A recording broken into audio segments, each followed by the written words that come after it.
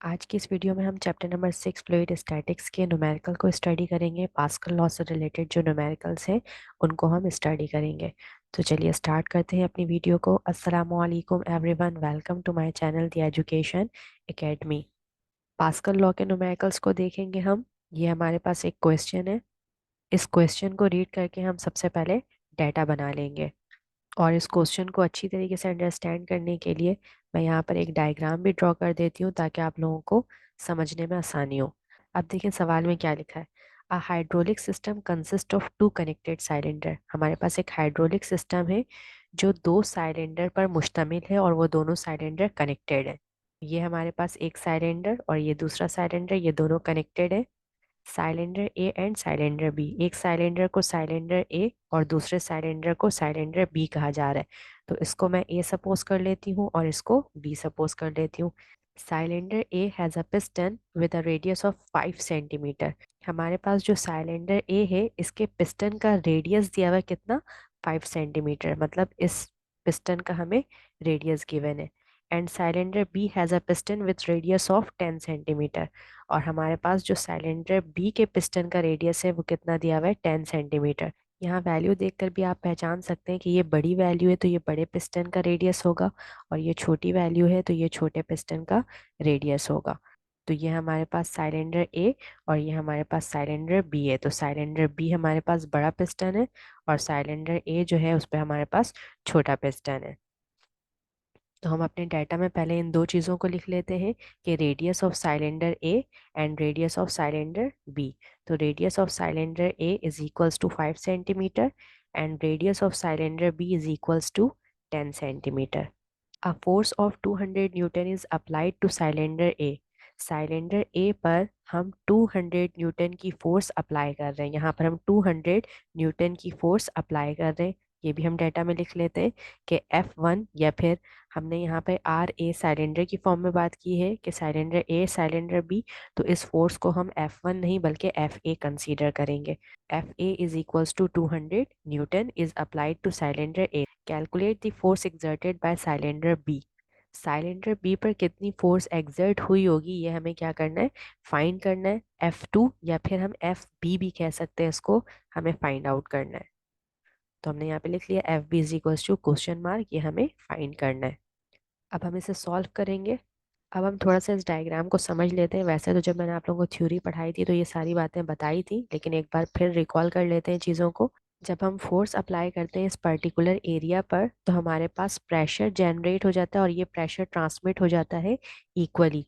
According to Pascal law force दोनों पर अलग अलग होगी क्योंकि एरिया एक का ज़्यादा है और एक का कम है, लेकिन प्रेशर दोनों पर इक्वल होगा क्योंकि पास्कल लॉ यही कहता है कि प्रेशर इक्वली ट्रांसमिट होगा। तो प्रेशर जितना यहाँ पर होगा इतना ही प्रेशर यहाँ पर भी होगा। तो according to Pascal law P1 is equals to P2, या हम ये कह सकते हैं कि pressure at cylinder A is equals to pressure at cylinder B. We know that pressure is equals to force per unit area, तो हम यहाँ पर सब्स्टिट्यूट कर देंगे फोर्स पर यूनिट एरिया। हमने सिलेंडर ए के लिए एफ ए और area of cylinder A, cylinder B के लिए फोर्स ऑन सिलेंडर बी और एरिया ऑफ सिलेंडर बी ले लिया है। अब हमें यहाँ से क्या फाइंड करना है, एफ बी। तो हम एफ बी को सेपरेट कर लेंगे तो हमारे पास इक्वेशन हो जाएगी F B is equals to A B into F A divided by A. ये हमारे पास इक्वेशन नंबर 1 है। अब इस इक्वेशन में अगर आप देखो तो ये चीज़ हमें फाइंड करनी है और एफ ए हमें गिवन है 200 न्यूटन, लेकिन हमें साइलेंडर बी का एरिया और साइलेंडर ए का एरिया नहीं पता, लेकिन हमें डाटा में रेडियस गिवन है। तो सबसे पहले हम इस रेडियस की मदद से साइलेंडर ए और साइलेंडर बी का एरिया निकाल लेंगे और फिर उस एरिया को इस इक्वेशन में सब्स्टिट्यूट कर देंगे। तो सबसे पहले हम एरिया निकाल लेते हैं। एरिया हमारे पास बराबर होगा पाई आर स्क्वायर के। साइलेंडर का एरिया निकाल रहे हैं तो ये पाई आर स्क्वायर के बराबर होगा। अगर मैं इसे साइलेंडर ए के लिए लिखूंगी तो area of cylinder A is equals to pi और रेडियस ऑफ साइलेंडर ए। तो ये इक्वेशन हो जाएगी A is equals to pi r A का स्क्वायर। अब यहाँ पर हम वैल्यू सब्स्टिट्यूट कर देंगे। पाई की वैल्यू होती है कांस्टेंट 3.142 और रेडियस ऑफ साइलेंडर ए, हमारे पास यहाँ पर रेडियस गिवन है 5 सेंटीमीटर, इसको हम मीटर में चेंज कर लेंगे। तो 5 divided by 100 is equals to 0.05 metre. Centimetre से मीटर में जाने के लिए आप क्या करोगे, 100 से डिवाइड कर दोगे। तो मैंने इसको 100 से डिवाइड कर दिया। इस रेडियस को भी मैं मीटर में कन्वर्ट कर लेती हूँ, तो 10 divided by 100 is equals to 0.1 metre. यहाँ पर हम वैल्यू सब्स्टिट्यूट कर देते हैं। Area of cylinder A is equals to pi की वैल्यू 3.142, और साइलेंडर ए का रेडियस कितना निकाला है हमने, 0.05। तो यहाँ पर हमने 0.05 पुट किया, इसका स्क्वायर था तो यहाँ पर स्क्वायर है। 0.05 का स्क्वायर लो और उसको मल्टीप्लाई कर दो पाई की वैल्यू से, तो आपके पास एरिया ऑफ साइलेंडर ए आ जाएगा, और ये कितना आएगा, 0.00785 मीटर स्क्वायर। इसी तरीके से हम साइलेंडर बी का भी एरिया निकाल लेंगे। एरिया का फॉर्मूला है पाई आर स्क्वायर। अगर मैं इस इक्वेशन को साइलेंडर बी के लिए लिखूंगी तो area of cylinder B is equals to pi radius of cylinder B का होल स्क्वायर। तो ये इक्वेशन इस तरह से हो जाएगी। अब हम यहाँ पर वैल्यू सब्स्टिट्यूट कर देंगे, पाई की वैल्यू कांस्टेंट और रेडियस ऑफ साइलेंडर बी हमारे पास है 0.1 मीटर। तो इसको यहाँ पर हम पुट कर देंगे। ये वैल्यू हमने सब्स्टिट्यूट कर दी।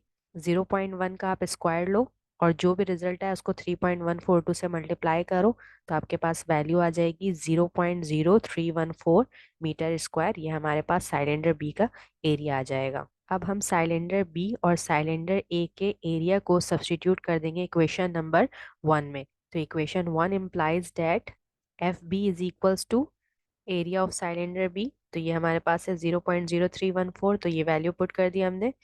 एफ ए हमारे पास कितना था, 200 न्यूटन, तो हमने यहाँ पे 200 न्यूटन सब्स्टिट्यूट कर दिया। डिवाइड में हमारे पास है एरिया ऑफ सिलेंडर ए, ये हमारे पास है 0.00785। तो ये हमने यहाँ पर वैल्यू सब्स्टिट्यूट कर दी। अब आप ऊपर इन दोनों वैल्यू को मल्टीप्लाई करो और जो भी रिजल्ट आए उसे इस वैल्यू से डिवाइड कर दो, तो आपके पास एफ बी आ जाएगा 800 न्यूटन। तो यही हमें अपने न्यूमेरिकल में मालूम करना था कि हमारे पास साइलेंडर बी पर कितना फोर्स जो है वो एग्जर्ट हो रहा है, 800 न्यूटन। अब यहाँ पर देखें, आपने 200 न्यूटन की फोर्स अप्लाई की थी और आपको आउटपुट में 800 न्यूटन की फोर्स मिल रही है। तो अगर आपसे ये पूछा जाए कि फोर्स कितना इंक्रीज होकर मिला है, तो हम इसे फाइंड आउट कर सकते हैं किस तरह से, एरिया का रेशो लेके। तो area of cylinder B over area of cylinder A is equals to, area की वैल्यू हम पुट कर देंगे, इन दोनों को डिवाइड करें, रिजल्ट आ जाएगा आपके पास 4। इसका मतलब है कि हमारे पास आउटपुट में जो फोर्स आ रही है वो अप्लाइड फोर्स से 4 गुना ज्यादा है। तो आप लोगों को याद होगा, इससे पहले लेक्चर में मैंने आप लोगों को बताया था कि एरिया के रेशो का जो भी फैक्टर आता है हम उसको अप्लाइड फोर्स से मल्टीप्लाई कर देते हैं, तो हमें पता चल जाता है कि आउटपुट में हमें कितनी फोर्स मिलने वाली है। तो अगर आप 4 को मल्टीप्लाई कर दो 200 न्यूटन से, तो आपके पास आउटपुट में इतनी फोर्स आएगी। इस तरह की जो चीज़ है ये आपसे एमसीक्यूज में पूछी जा सकती है। ये हमारे न्यूमेरिकल का पार्ट नहीं है, लेकिन यहाँ पर एक चीज़ चल रही थी कंटिन्यूटी में, तो मैंने बता दिया कि ये इस तरह से शॉर्ट क्वेश्चंस या फिर एमसीक्यूज में आपसे पूछा जा सकता है।